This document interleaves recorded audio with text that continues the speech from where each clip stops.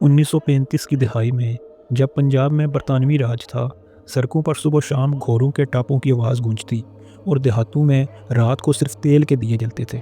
کہا جاتا ہے ساہیوال کے ایک قریبی گاؤں چک 36 میں ایک برسوں پرانا دربار موجود تھا جو لوگوں میں بابا الف دین کے نام سے مشہور تھا، لیکن اس کی حقیقت کسی کو بھی معلوم نہیں تھی اور نہ کسی نے جاننے کی کوشش کی۔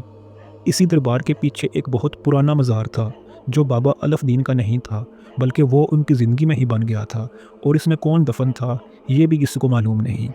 اس چک کے لوگوں میں اس مزار اور دربار کے بارے میں اتنا خوف تھا کہ لوگ غروب آفتاب کے بعد اس رستے سے بھی گزرنے سے ڈرتے تھے۔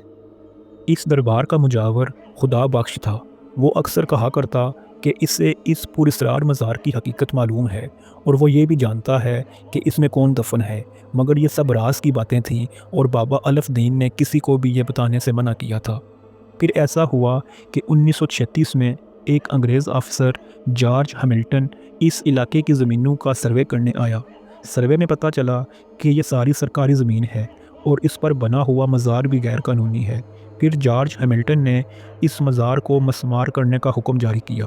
مجاور خدا بخش ایسا کرنے سے منع کرتا رہا مگر کسی نے اس کی نہ سنی۔ جب مزار کو مسمار کرنا شروع کیا گیا تو ماحول میں ایک عجیب سی کیفیت طاری ہو گئی۔ مکمل خاموشی، نہ کتا بھونکا نہ کوئی پرندہ اڑا۔ جیسے ہی مزدوروں نے پہلی اینٹ نکالی، مزار کے اندر رکھے تمام چراغ اچانک بجھ گئے۔ بالآخر جب قبر کی مٹی ہٹائی گئی تو وہاں کوئی لاش نہیں تھی، صرف ایک پرانا لوہے کا صندوق تھا جس پر عجیب و غریب نقوش بنے ہوئے تھے۔ صندوق کھلتے ہی ایسی بدبو پھیلی کہ مزدور ایک ایک کر کے بے ہوش ہو گئے۔ صندوق کے اندر صرف ایک خون آلود چادر تھی۔ اسی وقت مزار کے دروازے اچانک بند ہو گئے، باہر تیز ہوا چلنے لگی اور مزار کے اندر سے عجیب آوازیں آنے لگیں۔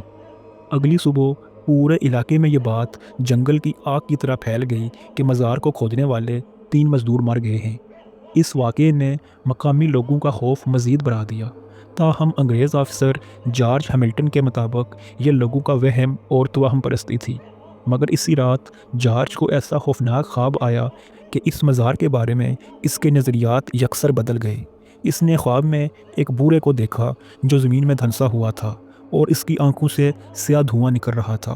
اس بوڑھے نے جارج سے کہا کہ جس مزار کو گرانے کا جارج نے حکم دیا تھا اس میں کوئی انسان دفن نہیں تھا بلکہ اس میں ایک روح دفن تھی جو کہ اب مزار کھودنے سے آزاد ہو گئی ہے۔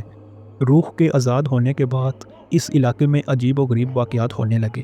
مزار کے آس پاس سے مردہ مویشی ملنے لگے۔ سب جانوروں کی موت کا انداز ایک جیسا ہی ہوتا۔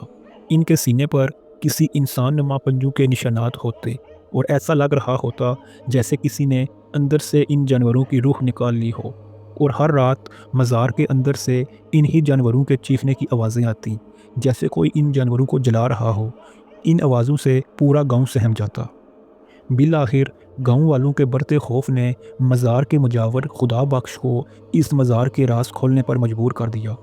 خدا بخش نے گاؤں والوں کو بتایا کہ بابا الف دین نے ایک خطرناک شیطانی روح کو اپنے قبضے میں کیا ہوا تھا۔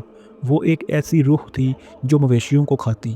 اس روح کو مارنا ممکن نہیں تھا، اس لیے بابا الف دین نے اس روح کو پکڑ کر صندوق میں بند کر دیا تھا اور صندوق کو ایک قبر میں رکھ کر اس کے اوپر ایک مزار بنا دیا تھا۔ لیکن اب چونکہ انگریزوں نے اس مزار کو گرا دیا ہے اور صندوق کو کھول دیا ہے، اس لیے اب وہ روح آزاد ہو گئی ہے۔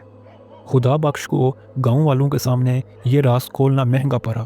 وہ اچانک غائب ہو گیا۔ گاؤں والوں نے پورا علاقہ چھان مارا مگر خدا بخش کا کہیں سراغ نہ ملا۔ کئی ہفتے ڈھونڈنے کے بعد گاؤں والوں نے بھی ہار مان لی۔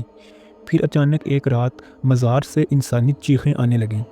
گاؤں والوں کو یہ چیخیں سنائی تو دیں مگر خوف کے مارے کسی کو بھی مزار پر جانے کی ہمت نہیں ہوئی۔ اگلی صبح جب گاؤں والے مزار کے پاس گئے تو وہاں خدا بخش مردہ پڑا تھا۔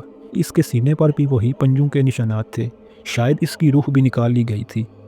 جارج ہیملٹن نے جب مجاور خدا بخش کی گمشدگی اور پراسرار موت کی خبر سنی تو اس پر ایسا خوف طاری ہوا کہ اس نے نہ صرف وہ علاقہ چھوڑ دیا بلکہ ہندوستان ہی چھوڑ دیا اور واپس برطانیہ چلا گیا، اور اس کے بعد مرتے دم تک اس سے ہندوستان آنے کی ہمت نہیں ہوئی۔ شیطانی روح کے آزاد ہونے اور مجاور خدا بخش کی موت کے بعد اس علاقے کے لوگوں کی ہمت بھی جواب دے گئی، لوگوں نے اس گاؤں کو آہستہ آہستہ چھوڑنا شروع کر دیا۔ اس طرح جارج ہیملٹن کے مزار کھدوانے کے اس ایک حکم نے اس علاقے کی تاریخ ایسی بدلی کہ قیام پاکستان کے بعد سے آج تک یہ علاقہ ویران ہے، اور یہاں کوئی انسان تو کیا، جانور یا پرندہ بھی جانے کی ہمت نہیں کرتا۔ برصغیر کے اس تاریخی خطے میں بہت سے علاقوں کے بارے میں اسی طرح کی داستانیں ملتی ہیں۔ آپ اس سے کتنا اتفاق کرتے ہیں، اور کیا آپ کے علاقے میں کوئی ایسا مزار یا دربار موجود ہے جس کے بارے میں لوگوں کی توہمات ہیں؟ کمنٹس میں لازمی بتائیں۔